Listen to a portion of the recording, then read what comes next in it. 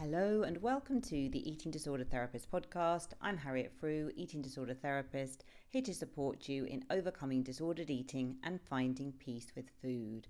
So today I want to talk about how to heal the deeper roots in eating disorder recovery. So if you're listening, maybe you're feeling a bit stuck, maybe you feel you're going around in circles, maybe you desperately want to change, but you feel that you just can't get the motivation, the momentum to keep going. So if that is you, you are in the right place. So are you desperate for change, but every time you venture to the edge of your comfort zone, panic ensues and you retreat at speed? Perhaps the overwhelming fear is so paralyzing for you that it feels dangerously and distinctly wrong to even venture forward. Now, it's understandable to be conflicted and ambivalent about change, because conscious thought might desire change strongly, whereas the unconscious protects and draws you back into safe and known waters. And an eating disorder is a coping strategy for underlying pain. And one day you might want rid of it, whilst another day you cling tightly. Your motivation shifts continuously in the healing process.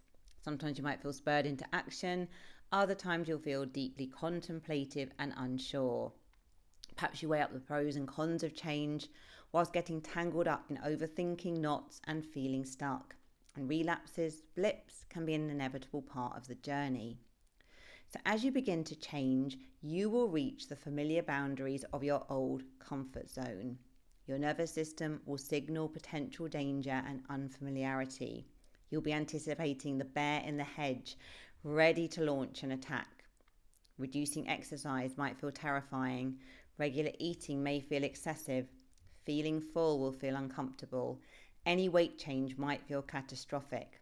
Now, although the fears seem relevant to now, they're usually rooted in your past.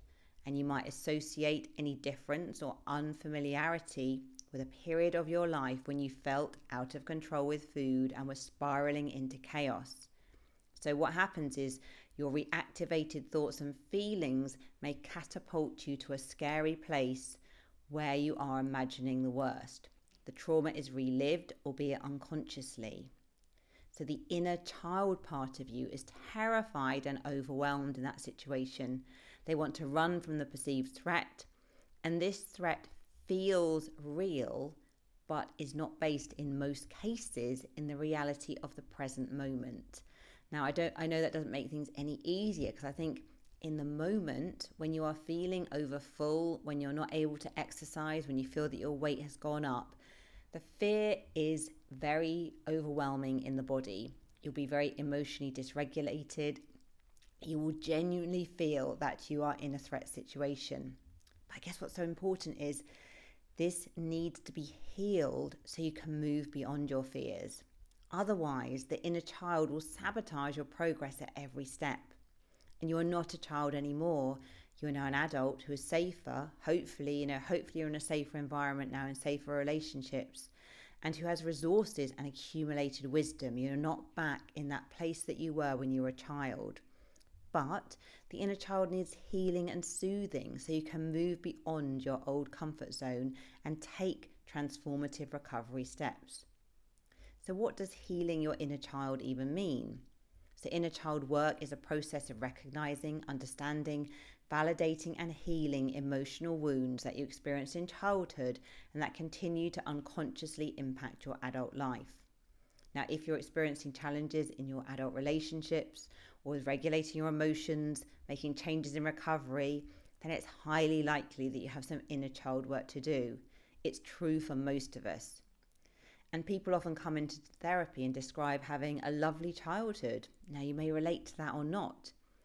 Now, perhaps you are acutely aware of some extremely difficult adverse childhood experiences that you went through, and maybe the memories powerfully infiltrate your consciousness daily. But what if you didn't experience the big T traumas such as physical abuse or harmful neglect? And then you might be wondering why you could be struggling with low mood or anxiety or eating disorders or something else. Now, I find in the therapy room it's extremely common for people to have experienced the small T traumas though, and these can be hugely impactful and insidious, such as chronic criticism or lack of interest from a loved one. and the drip cumulative impact of being in an unhealthy environment which didn't encourage your flourishment and self-worth can have devastating and long-standing effects. Now, I guess it's really important to say this is not about blaming and demonizing parents, because it's a fact that your parents likely lived through significant traumas of their own with little or no emotional support or mental health understanding. Now, the stiff upper lip, particularly in the UK, but I think well beyond the UK, of, just get on with it, everything is fine. That was very much the whole way of looking at things and understanding things in the past collective consciousness. So it means that so many people carry unprocessed trauma that they've never acknowledged or dealt with, and instead it sneakily leaks out daily as they repeat the patterns that are known and familiar. Now, also back in the day, a mental health diagnosis previously carried so much stigma and shame. And I know we still have some way to go with this. But back in the day, if anyone was struggling, they'd likely be ostracized or labeled as the mad person. And families would do everything and anything to hide what was outwardly considered shameful and wrong.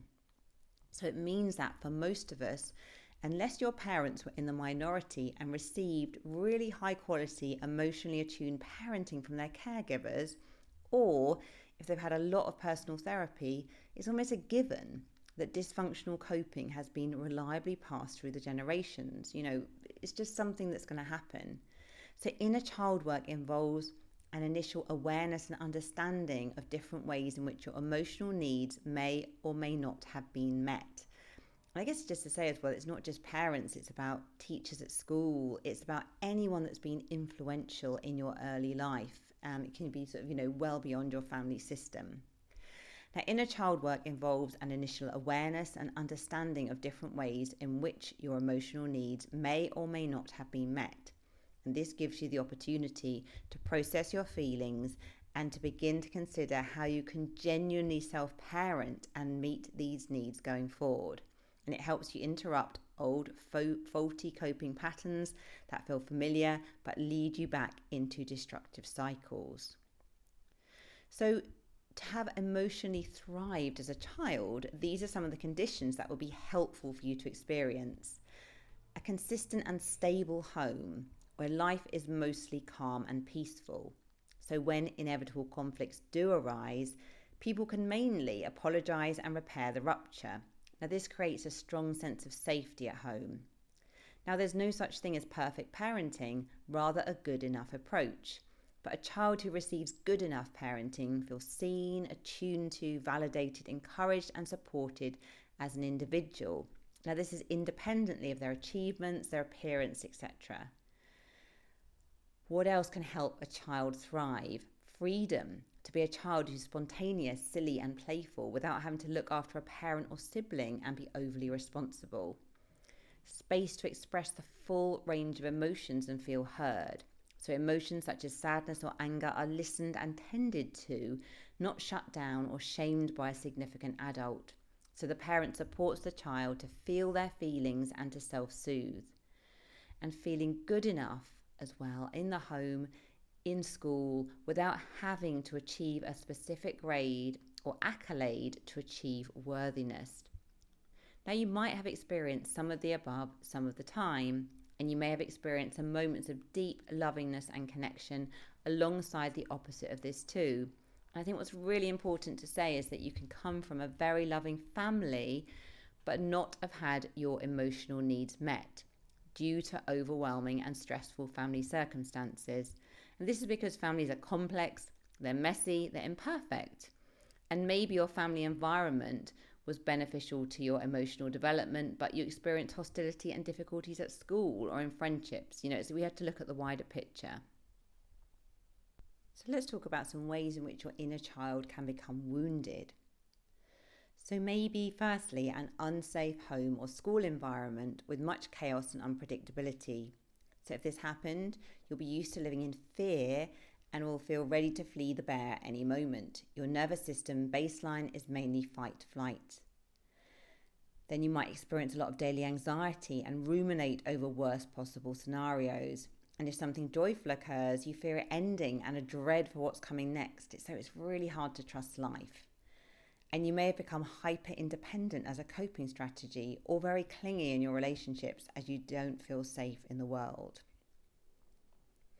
Next one, moving house or schools at difficult times of life transition.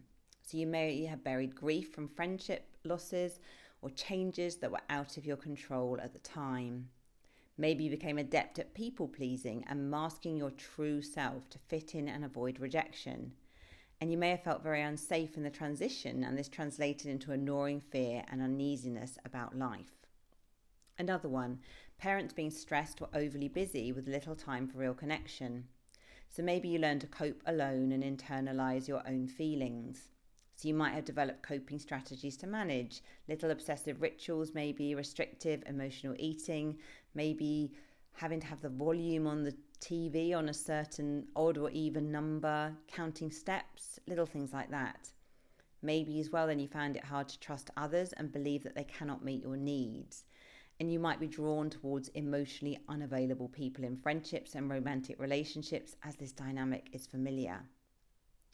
The next one, a parent or teacher or someone significant in your life being overly critical and judgmental and not offering encouragement and validation. So then you probably internalize these high standards and have a strong inner critic and judge of yourself and others. So nothing ever feels good enough for you. You often feel worthless and incompetent. And you occasionally get glimmers of good enough from external validation, but this is never sustaining. You always feel like you need more. And you struggle with low mood, anxiety, and poor self-worth as a result. Another one, a parent placing too much value on grades or outward achievements as a measure of worth rather than feeling loved for who you are. So then you learn to ignore your inner desires and wants and twisted yourself to meet the world's approval. So you might struggle with people pleasing or perfectionism. The world doesn't feel safe and you show a game face in relationships. You feel very unseen and alone and fear rejection if you showed your real self. Another one, an unprocessed bereavement or loss in childhood. So you may have not had time or support through the bereavement if your parents were struggling, and you may have buried your feelings inside, not wanting to cause more stress. Now, unacknowledged grief can be a heavy, weary burden on the body, and it can leak out in unsurprising ways and hang like a heavy cloud in your consciousness. And you may fear getting close to others if you lost a significant person in your life, as you fear further loss. Another one, a parent being envious of you. This could also be a sibling as well. I think this is a difficult one to discuss as it evokes Wicked Queen and Snow White references, which humans generally don't wish to emulate, at least consciously. I mean, I think none of us want to feel envious of another person, but it is a universal emotion. Now, I think if you have had a parent who's envious of you, can leave you feeling confused and ashamed, and you might fear stepping into your light and joy, and you don't wish to evoke any negative reaction and feel guilty for showing up in your full power. The next one, physical, sexual, or emotional abuse. Now, abuse is a violation to the body and soul and can have devastating consequences to your mental well-being and development. If this has happened, it's highly likely that you'll have an extremely fear-based approach to life. It'll be challenging to feel safe and to trust in other humans. And you may love and or despise the person that abused you, whilst also feeling rage and hurt about what happened, and possibly even deep compassion for their vulnerability and brokenness. And it can be a complex emotional landscape to navigate. You know what's really important here, there are no right or wrong feelings here. What you feel is what you feel. And you're likely to experience issues around emotional regulation, and you may be very disconnected from your body. Now, of course, your individual experience will be unique, and all the feelings that you bring and hold are valid. And if I haven't mentioned a scenario in terms of how your inner child can become wounded, if I haven't mentioned a scenario that you relate to, just please include this in your experience. Okay, I've just suggested some possible ones here, but obviously they can be infinite. And the examples mentioned only offer a surface view into issues that can be infinitely more complex. So how to heal your inner child? Okay, so I think the first step is really just to acknowledge and show understanding. You know, so often what we all do is say, you know, I had a really great childhood. My parents were doing the best they could. You know, I have nothing to really feel upset about. Other people have it worse, etc., etc. Now, what's really important is it's really important that we acknowledge and show understanding for our wounds, okay? Because it can be true that your parents or whoever it was in your life that you feel you experienced some damage or whatever it was in a relationship, it can be true that they were doing the best they could at the time and they had perhaps no bad intention. But at the same time, though, you can still be very hurt from that. And it's important to acknowledge and understand, show yourself understanding. So the first step is bringing the unresolved issues into awareness. It involves naming the past things that happened and giving yourself a voice. Now, this can be done in therapy, talking to a trusted friend, somatic work, journaling, or self-reflection. And it involves the recognition about how these issues are now impacting your present day emotions, behaviors, and relationships. So, for example, if you had a parent who was always working and never spent quality time with you, you might be drawn towards emotionally unavailable people today as this feels familiar. And maybe you're always pursuing attention from those who cannot give it to you and then feeling as though you are never enough. And if you have always valued your appearance, you may feel a pressure to be perfect and to manipulate your body shape to gain approval and acceptance from others. Okay, the next step, once you have acknowledged and shown yourself some understanding, is beginning to reparent yourself. So you can start to recognize your unmet needs and you can begin to offer yourself the emotional support, care, and understanding that you may have not received from your caregivers.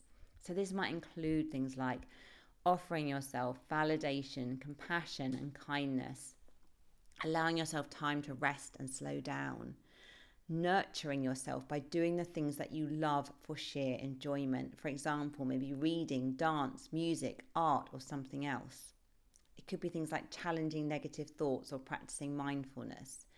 It could be self-soothing techniques such as breathing, grounding, and meditation. It could be engaging with emotional freedom technique, yoga or alternative therapies. It could be visualization and journaling.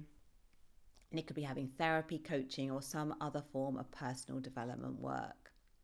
But what's really important is when we reparent ourselves, we are developing and nurturing that authentic relationship with ourselves where we can feel accepted and can be vulnerable. So healing, the next stage. So by getting in touch with your buried emotions and needs, you can begin to process and release trauma and deep wounding. And through this, you'll foster a sense of safety, self-esteem, and inner resilience within yourself. So often we need to get in touch with those feelings, those fears, the rage, the upset, the anxiety, whatever it was that we experienced when we were a little child, and we need to express that feeling and release it. And this can sometimes be really difficult, painful work, and sometimes this is work you can do on your own, and sometimes this is work that you need to do with the support of someone who can really hold a safe space for you. And actually, once we start to release these deeper feelings, we can almost transmute them and let them go. So we have the freedom then to move more beyond our comfort zone. So we're not getting constantly sabotaged by the inner child part of us that's just terrified. So why take the time to heal your inner child? So as you can understand, your past relationships impact the present. Your childhood experiences will be repeated unconsciously in your adult relationships, in the things you're trying to do if you don't do the healing work. And this can cause significant frustration and pain. Next one, emotional regulation. Unprocessed emotions from the past will leak out in your present reality. And you will find it challenging to manage stress and to regulate your feelings well without healing. And you might likely rely on food, alcohol, drugs, overwork, or other coping to avoid your emotions.